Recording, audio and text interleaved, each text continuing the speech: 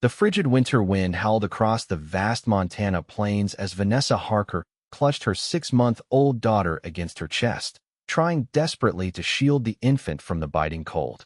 Her once fine dress was tattered, her boots worn through, and her hope nearly gone.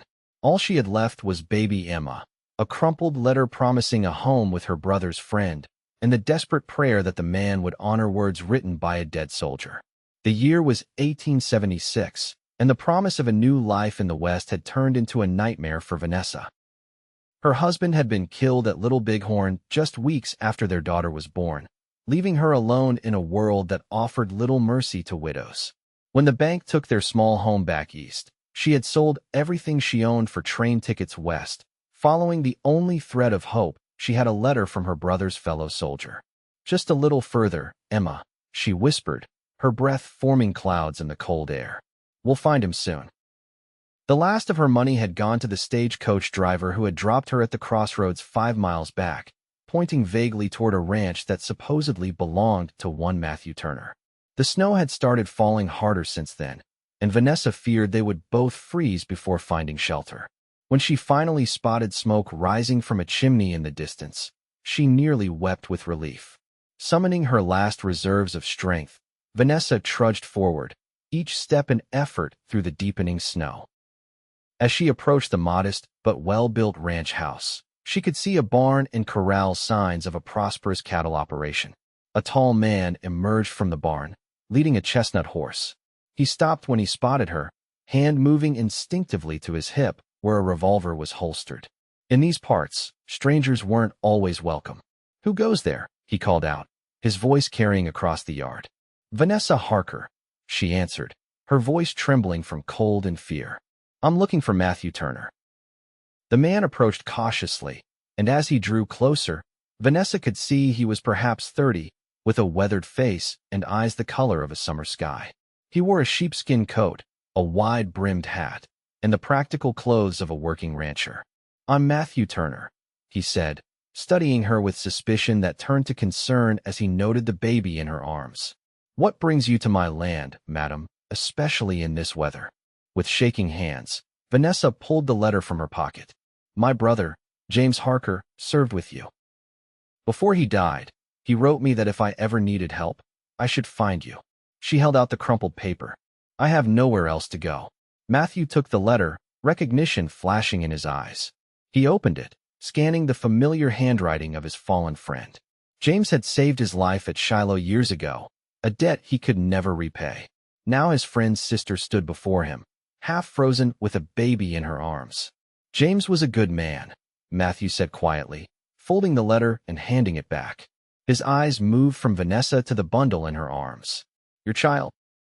"My daughter, Emma," Vanessa replied, pulling back the blanket slightly to reveal the infant's face. "My husband died at Little Bighorn. We've lost everything." Matthew was silent for a long moment, and Vanessa felt her heart sink. Perhaps he wouldn't honor the letter. Perhaps this journey had been for nothing. Then the cowboy's face softened, and he gestured toward the house. "Both are welcome here," he said simply. "Any kin of James Harker has a place at my table for as long as they need." Relief washed over Vanessa like a warm wave, and her knees nearly buckled. Matthew must have noticed, because he stepped forward quickly, taking her elbow to steady her. "You're half frozen," he said gruffly. "Let's get you and the little one inside." The ranch house was modest but warm, with a stone fireplace dominating the main room. A woman in her 50s looked up from her cooking as they entered, her eyes widening at the sight of Vanessa and the baby. "Sarah, this is Vanessa Harker and her daughter," Matthew explained. "James Harker's sister. They'll be staying with us." Sarah wiped her hands on her apron and hurried forward.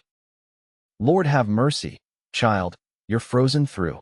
Come, sit by the fire. I'll fix you something hot to drink." As Sarah fussed over them, Matthew explained that she was his housekeeper, a widow who had lost her own son in the war. The ranch hands lived in a bunkhouse nearby, and Matthew himself had a room off the main house. "There's a small bedroom just off the kitchen," he said. "It's not much, but it's warm and private. You and your daughter can stay there." "I don't want charity," Vanessa said, finding her voice at last. "I can work. I can cook, clean, so we'll talk about all that tomorrow," Matthew interrupted gently. For now, just rest. You're safe here. Those words, "you're safe here," nearly undid her. After months of uncertainty and fear, the simple promise of safety was overwhelming. Vanessa blinked back tears as Sarah took Emma from her arms, cooing softly to the baby while Vanessa warmed her hands by the fire.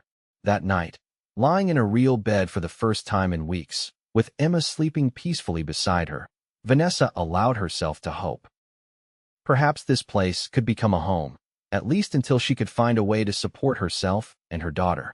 She wouldn't impose on Matthew Turner's kindness for longer than necessary, but for now, she would accept the gift of shelter and safety.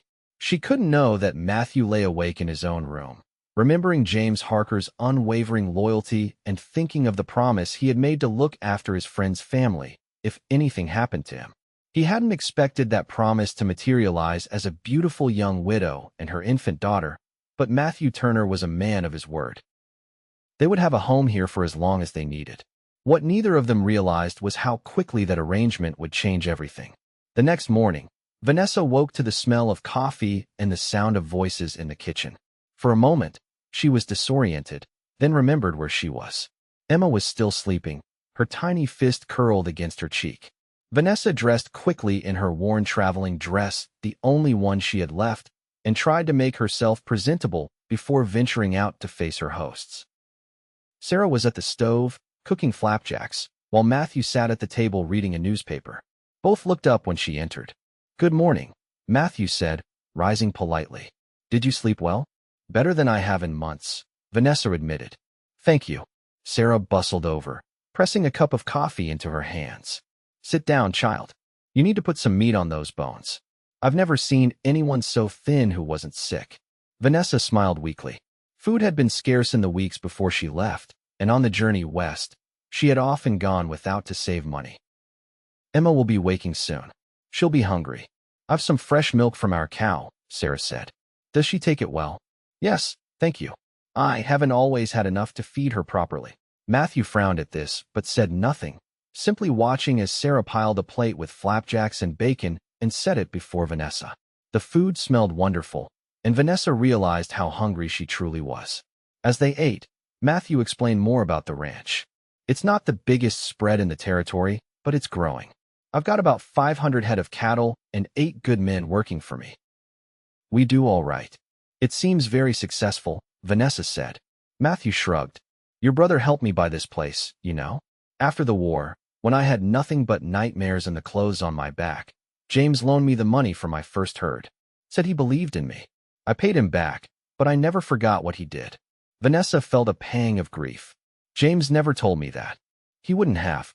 Wasn't his way to brag about helping folks." Matthew's eyes were distant for a moment.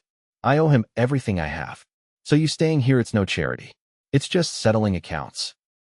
"Still, I want to earn my keep," Vanessa insisted. "I meant what I said about working." Matthew nodded. "We could use the help. Sarah does what she can, but running a house this size is a lot for one person." From her bedroom, Emma began to cry. Vanessa rose quickly, but Sarah waved her back down. "Finish your breakfast," the older woman said. "I'll fetch the little one." When Sarah returned with Emma, the baby's face brightened at the sight of her mother. Vanessa took her, kissing her soft head. "Good morning, my love." Matthew watched them, something softening in his expression. "She has your eyes. Everyone says that." Vanessa smiled, looking down at Emma's bright blue gaze. "But she has her father's smile." "What was he like, your husband?" Matthew asked, then seemed to regret the question. "I'm sorry, that's not my business." "No, it's all right." Vanessa shifted Emma to her other arm. "Thomas was a lieutenant. We'd been married just a year when he was sent west. He was kind, dedicated to his duty. He never even got to meet Emma. He died 2 months after she was born." Matthew nodded solemnly. "The Little Bighorn was a bad business. Lost some good men there." After breakfast, Sarah showed Vanessa around the house, explaining the daily routines. The ranch house was larger than it had appeared, with a formal dining room used only when important guests visited, Matthew's study lined with books, and several empty bedrooms upstairs. "The master built this place thinking he'd have a large family," Sarah explained. "But Mr. Turner lives mostly simple, uses just what he needs." "Has he never married?" Vanessa asked, then blushed at her own boldness. Sarah shook her head. There was a girl once, before the war, but she married someone else while he was away fighting. Since then, he's kept to himself. Some of the ladies in town have tried to catch his eye, but she shrugged. He's married to this ranch, seems like. That afternoon, Matthew took Vanessa on a tour of the property. Emma was napping under Sarah's watchful eye, and Vanessa welcomed the chance to see more of the place that would be her home, at least temporarily. The ranch was impressive: a large barn, corrals, bunkhouse for the hands, smokehouse, blacksmith shop, and various outbuildings. At the back of the house was a kitchen garden, now dormant under the snow, and a small orchard. In spring, this all comes alive, Matthew said, gesturing to the garden. Sarah grows enough vegetables to see us through most of the year. It's beautiful, Vanessa said sincerely, imagining the place in full bloom. As they walked back toward the house, Matthew cleared his throat awkwardly. I've been thinking about your situation. The nearest town is 15 miles away, Riversbend. There's a small school there that needs a teacher. The last one left to get married. If you're interested, I could put in a word. Vanessa stopped walking. A teacher? But I don't have any formal training. Can you read and write? Do sums? Yes, of course. I was educated at a ladies' seminary in Boston. Then you're more qualified than most around here. Matthew shrugged. The pay isn't much, but it would give you some independence. And you and Emma could continue living here. The ride to town is too far to make twice daily. Vanessa was stunned by the offer. She had expected to work as a housekeeper or cook, not to be offered a respectable position. That's very generous of you. It's practical, Matthew countered. The children need schooling, and you need work. Seems like a fair arrangement to me. Vanessa studied his face, trying to understand this man who had taken them in without question and now was trying to help her establish herself. Why are you doing all this? Matthew looked uncomfortable under her direct gaze. Like I said, I owed your brother. And besides, he hesitated. I know what it's like to have nowhere to go. Something in his tone told Vanessa not to press further. They walked back to the house in companionable silence, each lost in their own thoughts. The next few days established a routine. Vanessa helped Sarah with the household chores, learning the rhythms of ranch life. She mended Matthew's shirts, finding them well worn but meticulously clean. She cooked meals when Sarah was busy with other tasks. And always, she cared for Emma, who was thriving with regular meals and warm shelter. Matthew was often busy with ranch work, leaving before dawn and returning tired but satisfied in the evenings. He was unfailingly polite to Vanessa but maintained a certain distance. Sometimes she would catch him watching her and Emma with an unreadable expression, only to look away quickly when she noticed. A week after their arrival, Matthew announced at dinner that he would be riding into Riversbend the next day. I've spoken to the school board chairman by post. He's willing to meet with you if you're still interested in the teaching position. Vanessa's heart raced with nervousness and excitement. Yes, I'm interested. When would I start? After the Christmas holiday, if all goes well. That gives you about 3 weeks to prepare. He hesitated, then added, I thought we might also visit the general store. You'll need some things, clothes for you and Emma, teaching supplies. Vanessa flushed. I can't accept such charity. It's an advance on your salary, Matthew said firmly. You can pay me back when you start earning. The next morning, Matthew hitched his best horses to a covered sleigh. The day was clear but cold, and he insisted Vanessa and Emma be bundled in thick blankets for the journey. Sarah had packed a basket with food and a bottle of warm milk for the baby. As they set off across the snowy landscape, Vanessa found herself stealing glances at Matthew. In the weeks since her arrival, she had learned that he was 32, had fought for the Union during the war, and had built his ranch from almost nothing over the past decade. He was respected in the community, fair to his workers, and known for his honesty in business dealings. What she hadn't learned was what lay behind his reserve. He rarely spoke of his life before the war or his family. There was a sadness about him that emerged sometimes when he thought no one was watching. You're very quiet, Matthew observed as they traveled. I was thinking about the school, Vanessa lied. I hope I can do justice to the position.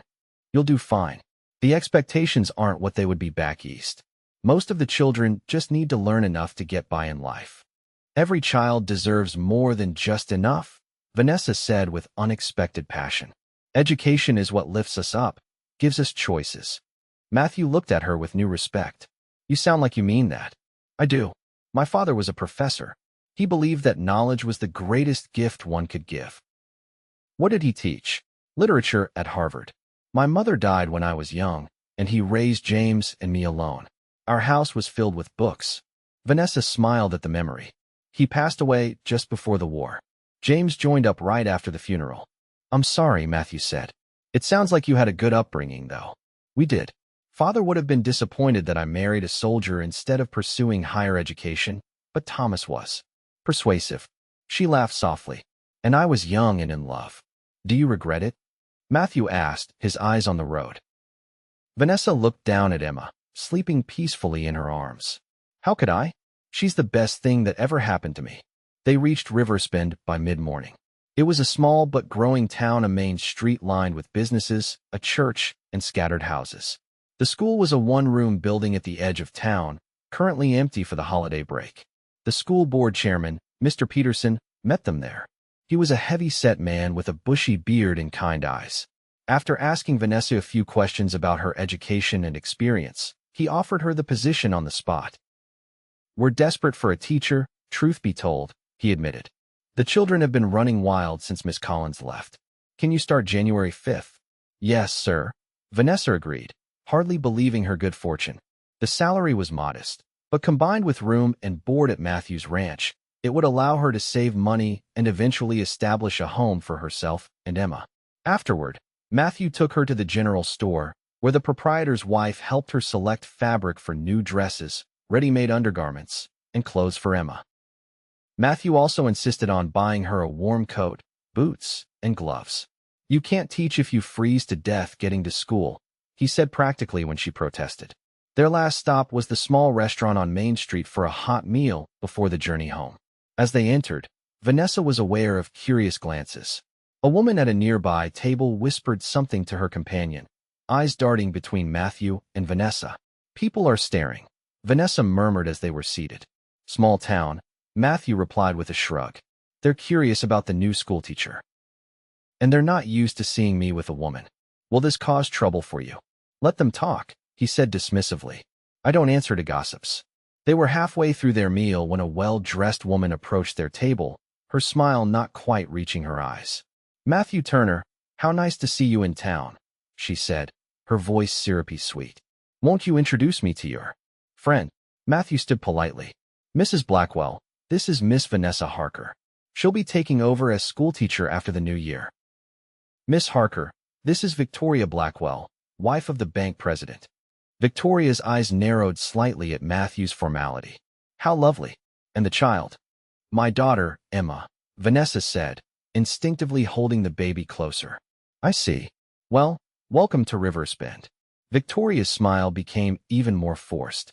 Matthew, you simply must come to our Christmas party next week. The whole town will be there. She glanced at Vanessa. You're welcome as well, of course, Miss Harker. After she left, Vanessa raised an eyebrow at Matthew. She seemed interested in you. Matthew looked uncomfortable. Victoria has been trying to match me with her sister for years. I'm not interested, but she's persistent.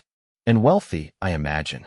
Her husband owns half the businesses in town, Matthew confirmed. They have influence. Should I be worried? About the teaching position, I mean. Matthew shook his head.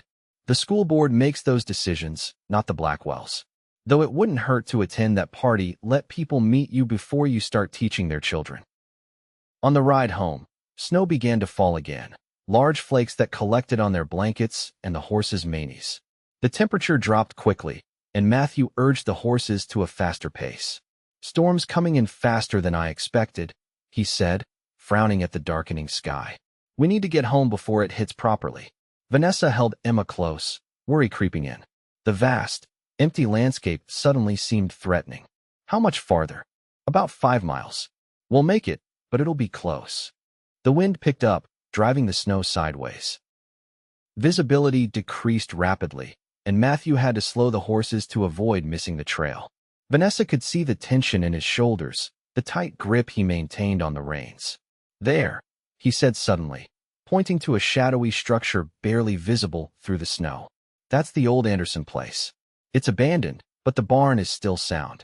We'll wait out the worst of the storm there. He guided the horses into what had once been a farmyard. The house was dilapidated, but the barn, as Matthew had said, was still standing strong.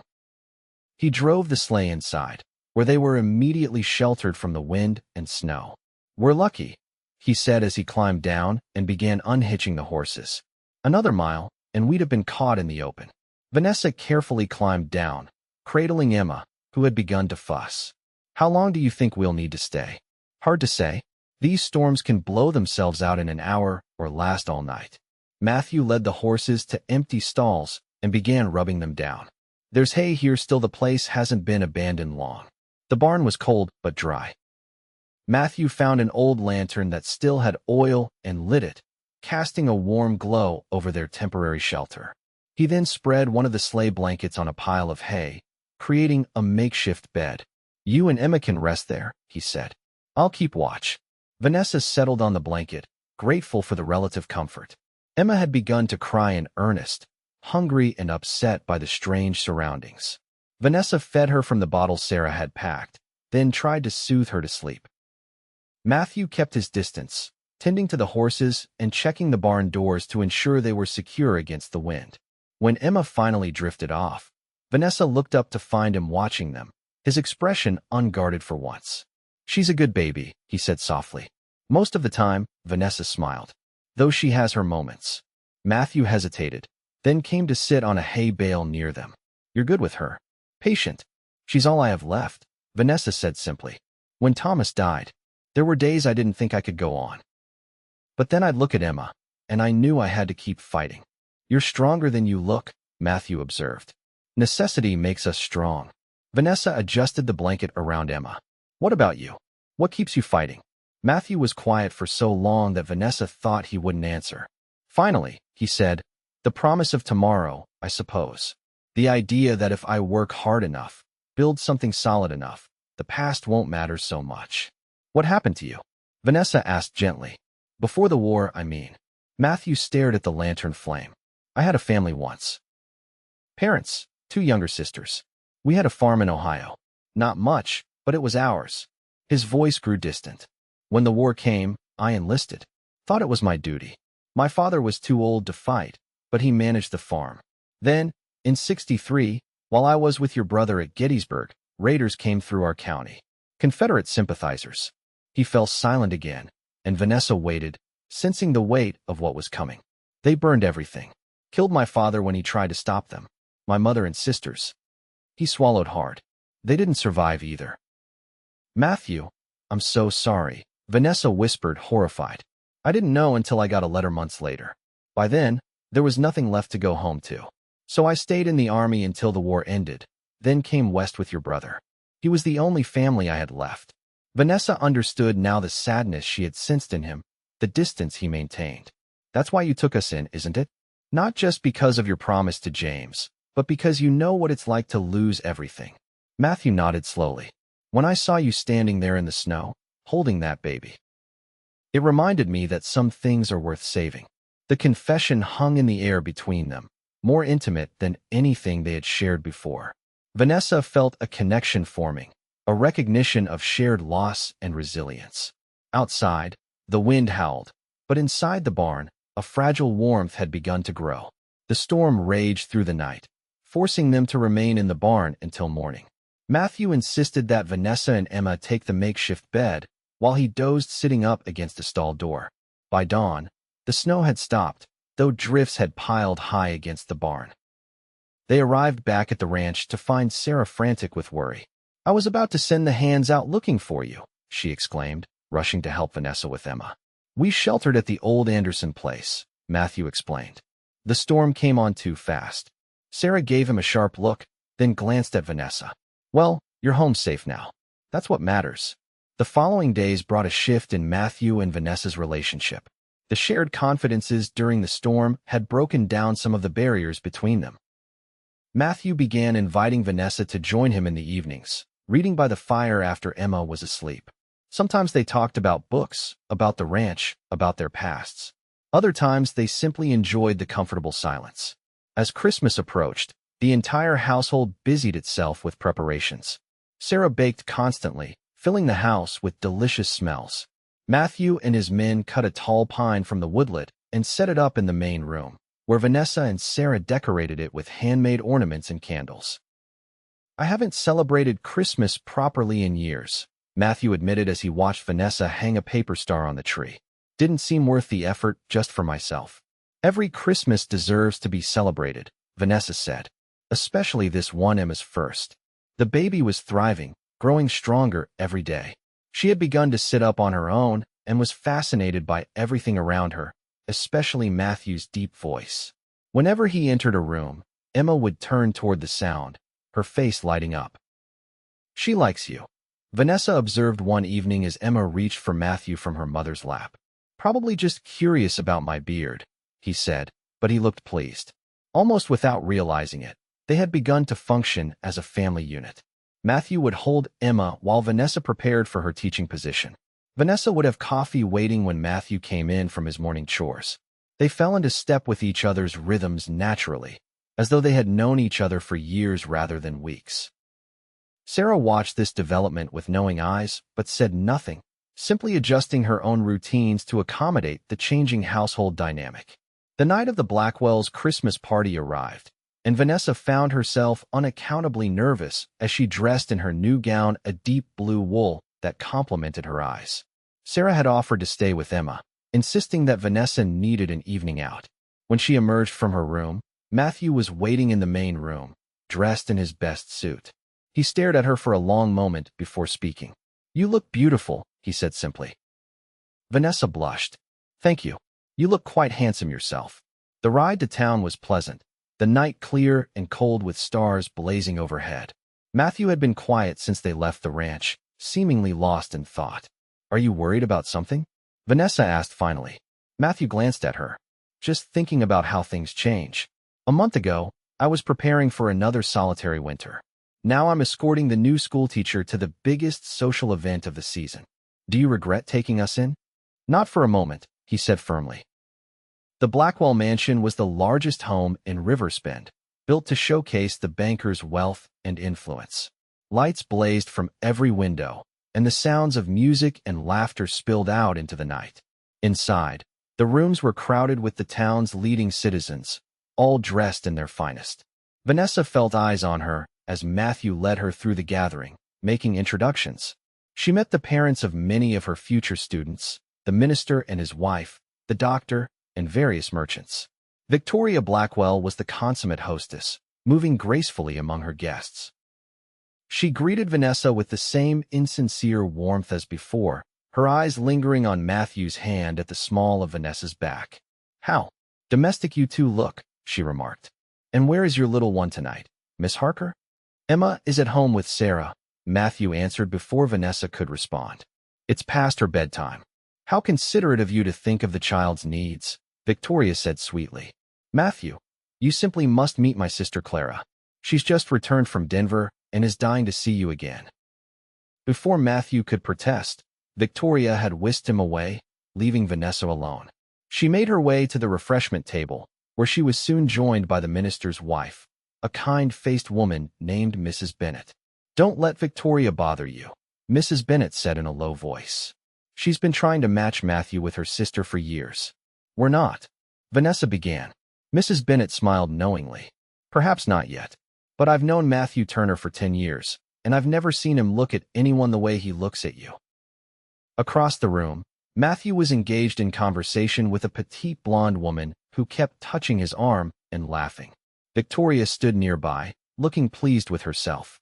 "Clara is pretty," Vanessa observed, hating the twinge of jealousy she felt. "And empty-headed," Mrs. Bennett said dismissively. "Matthew needs someone with substance, someone who understands loss and knows the value of what remains." She patted Vanessa's hand. "Just be patient with him. He's carried his burdens alone for a long time." Later, as they danced, Matthew apologized for abandoning her. "Victoria can be persistent. Her sister seems lovely," Vanessa said carefully. "Clara is exactly what her sister trained her to be, decorative and accomplished at social graces." Matthew guided her smoothly around the dance floor. "She's also shallow and interested only in my property and status." "You seem to know her well." "Well enough to avoid her," Matthew said dryly. "Victoria has been pushing us together since Clara finished school. The Blackwells think I need a proper wife to elevate my standing. And what do you think you need? Vanessa asked, her heart beating faster. Matthew's eyes held hers, the usual reserve gone. I think I've begun to figure that out. The ride home was quiet, but charged with unspoken emotion. When they reached the ranch, Matthew helped Vanessa down from the sleigh, his hands lingering at her waist. For a moment, she thought he might kiss her, but he stepped back, ever the gentleman. Thank you for accompanying me tonight, he said formally. I enjoyed it, Vanessa replied, though in truth, she had been relieved to leave the party behind. It was good to meet the townspeople before I begin teaching. Inside, they found Sarah dozing in a chair by the fire, Emma asleep in a basket nearby. The domestic scene struck Vanessa suddenly how easily they had formed this makeshift family, how right it felt. Christmas morning dawned bright and clear. Vanessa woke to Emma's happy babbling and the smell of cinnamon and coffee wafting from the kitchen. She dressed quickly, eager to join the others for the holiday celebration. In the main room, Matthew was stoking the fire, while Sarah bustled about setting the table for breakfast. The Christmas tree glowed with candles, and wrapped packages were arranged beneath it. Merry Christmas, Matthew said, smiling as Vanessa entered with Emma. Merry Christmas, she replied, surprised at the number of gifts. You shouldn't have gone to so much trouble. It's no trouble, he assured her. It's been too long since this house had a proper Christmas. After breakfast, they gathered around the tree to exchange gifts. Sarah had knitted warm sweaters for everyone, including a tiny one for Emma. Vanessa had used some of the fabric from her new dresses to make Matthew a quilt, working on it secretly during the evenings after he had gone to bed. It's beautiful, he said, running his fingers over the careful stitching. No one has made something like this for me since. Since your mother, Vanessa finished softly. Matthew nodded, visibly moved. He then handed Vanessa a small package. This is for you. It's not much, but I thought you might like it. Inside was a silver locket on a delicate chain. Vanessa opened it to find a tiny likeness of Emma on one side, the space on the other side empty. I had the photographer in town make a miniature from that portrait we took last week, Matthew explained. The other side, well, that's for whoever else you might want to keep close to your heart. It's perfect, Vanessa whispered, blinking back tears. Will you help me put it on? Matthew's fingers were surprisingly gentle as he fastened the clasp around her neck. His hands came to rest on her shoulders, and for a moment, they stayed that way, connected by the simple touch. The day passed in a haze of happiness, the best Christmas Vanessa had experienced in years. They ate a sumptuous dinner, sang carols around the piano that Vanessa had discovered and tuned, and enjoyed the simple pleasure of being together. That night, after Emma was asleep and Sarah had retired to her room, Matthew and Vanessa sat by the fire, reluctant to end the perfect day. I have one more gift for you, Matthew said, reaching into his pocket. He handed her an envelope. Puzzled, Vanessa opened it to find a deed inside for a small house at the edge of town. I don't understand, she said, looking up at him. When you came here, you said you didn't want charity, Matthew explained. You wanted independence. The teaching position will give you income, but you'll need a place of your own eventually. This house belonged to the former schoolteacher. It's modest but sound, and close enough to the school that you can walk there with Emma. Vanessa stared at the deed, overwhelmed by his thoughtfulness. Matthew, this is too much. I can't accept it. You're not accepting it, exactly. Think of it as an investment in your future. You can pay me back over time if it makes you feel better. His eyes were earnest. I want you and Emma to have security, no matter what happens. No matter what happens, Vanessa repeated slowly. Are you expecting something to happen? Matthew looked uncomfortable. No, but life is unpredictable. I learned that the hard way. I just want to know you'll be all right. Vanessa set the deed aside and moved closer to him on the sofa. Matthew, do you want us to leave? Because sometimes it seems like you're trying to create distance between us, and other times. Other times. He prompted when she trailed off. Other times it feels like we're becoming a family, she finished softly. Matthew was quiet for a long moment, staring into the fire. I'm not good at this, he said finally. At letting people get close. Everyone I've ever loved has been taken from me. Sometimes I think I'm cursed. You're not cursed, Vanessa said firmly. You're just afraid. So am I. After Thomas died, I swore I'd never risk my heart again. But then you opened your home to us, and somewhere along the way, She took a deep breath. Somewhere along the way, I started to hope for more. Matthew turned to face her, his expression vulnerable in a way she had never seen before. I don't want you to leave, he admitted. These past weeks with you and Emma here. It's like the house has come alive again. Like I've come alive again. He reached out tentatively, taking her hand in his. But I don't want to trap you either. The house in town is yours, whether or not you decide to stay here. I want you to choose freely. Vanessa looked down at their joined hands. What if I've already chosen? Matthew's eyes widened slightly. He moved closer, his free hand coming up to touch her cheek. Vanessa, he whispered, and then he was kissing her, gently at first, then with growing certainty as she responded. When they finally broke apart, Matthew pressed his forehead against hers. I think I've been falling in love with you since the moment you appeared in that snowstorm. And I've been falling in love with you since you said both are welcome here, she replied, smiling through tears of happiness. New Year's Day brought more snow and the annual gathering of ranch families at the Turner property. It had become a tradition over the years for Matthew to host a dinner for his workers and their families, though this year the celebration had taken on new significance. The night before, Matthew had formally asked Vanessa to marry him. She had accepted without hesitation, knowing in her heart that she had found where she belonged. They decided to announce their engagement at the New Year's gathering, with plans for a spring wedding. The ranch house was filled with people, laughter, and music. Matthew's ranch hands and their families crowded into the main room, where tables had been set up to accommodate everyone. Children played underfoot, including several who would soon be Vanessa's students when the school term began. Emma, dressed in a new gown that Sarah had made for her, was passed from person to person, charming everyone with her smiles. Vanessa watched her daughter's easy acceptance of this new, extended family and felt her heart swell with gratitude.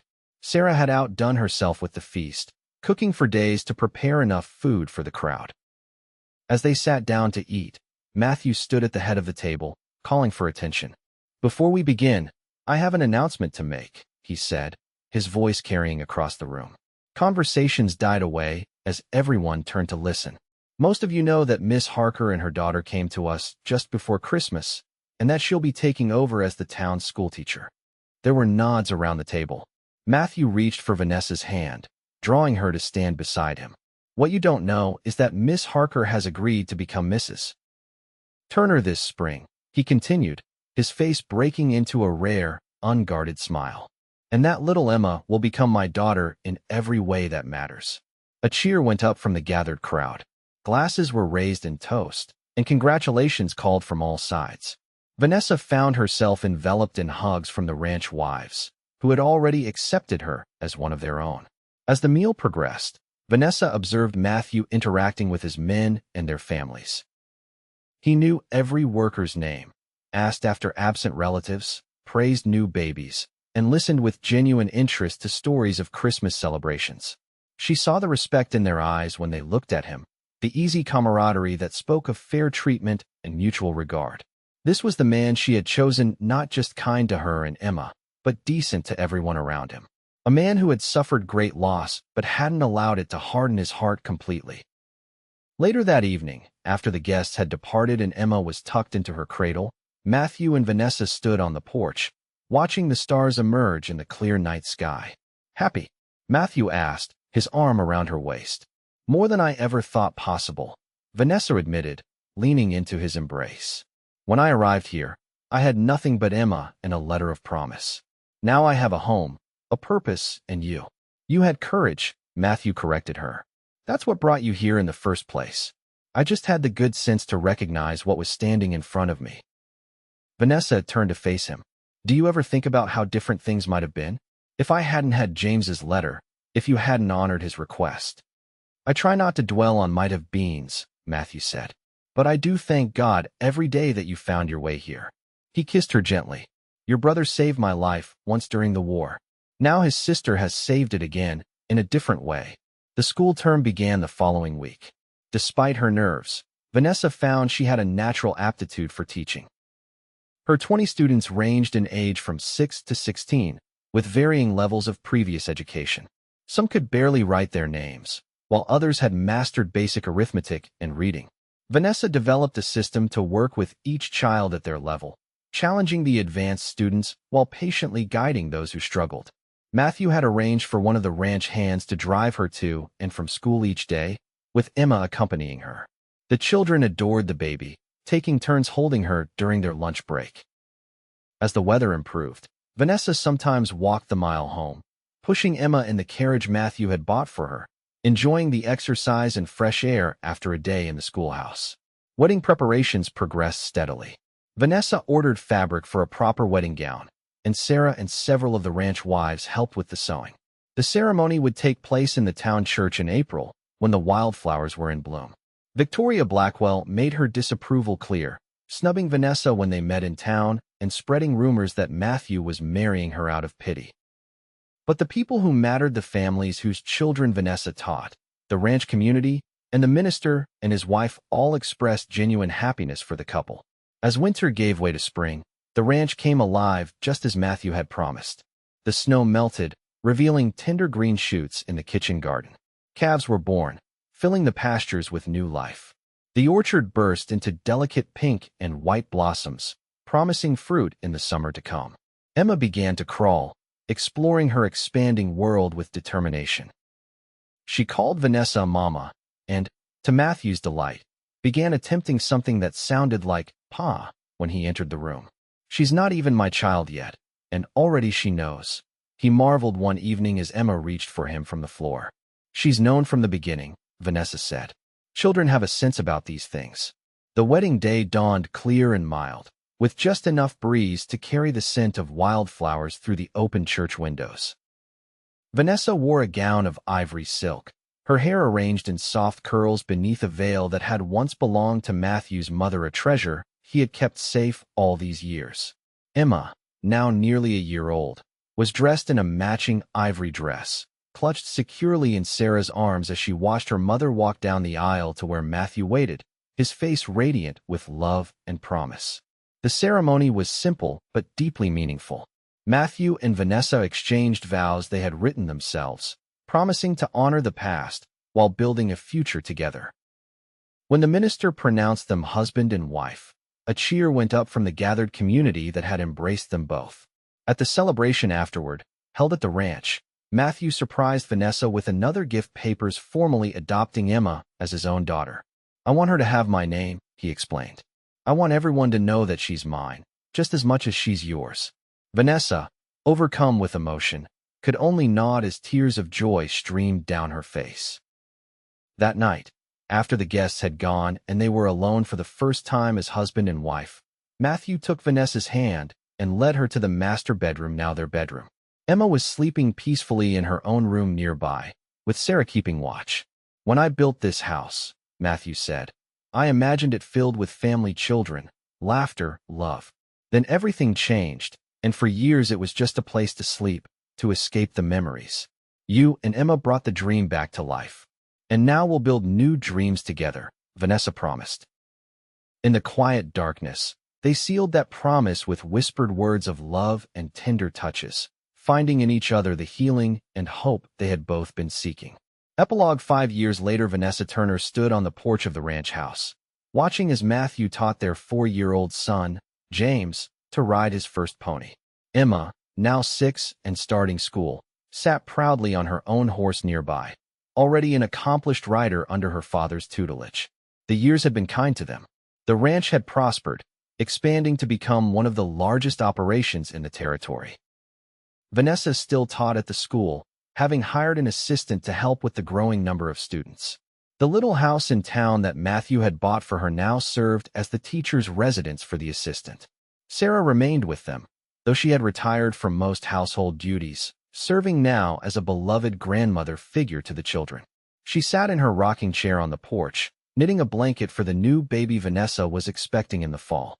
As Matthew lifted James down from the pony, the boy ran toward the house, his face alight with excitement. "Mama, did you see? I rode all by myself."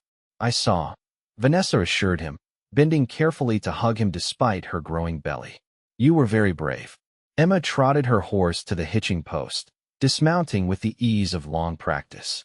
"Papa says I can help with the roundup this year," she announced proudly. I'm old enough now.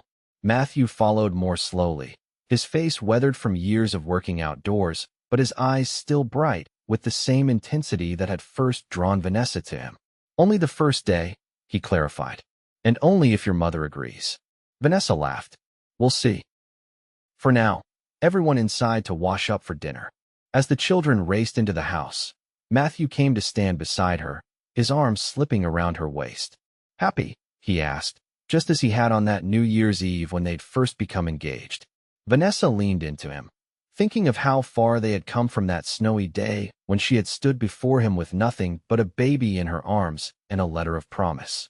She thought of the family they had built, the love that had grown between them, the community that had embraced them all. More than I ever dreamed possible, she answered truthfully. Matthew kissed her temple. Me too. And it all started because you were brave enough to make that journey, and I was smart enough to say those words. Both are welcome here, Vanessa quoted softly. The best decision I ever made, Matthew said, leading her inside to join their family. In the years that followed, the Turner Ranch would become known not just for its fine cattle and horses, but for the warmth of its welcome to travelers, the generosity of its owners to those in need, and the enduring love story that had begun on a cold winter day when a desperate young woman with a baby in her arms and a letter of promise had found not just shelter, but a home and a future in the arms of a lonely cowboy who had opened his door and his heart.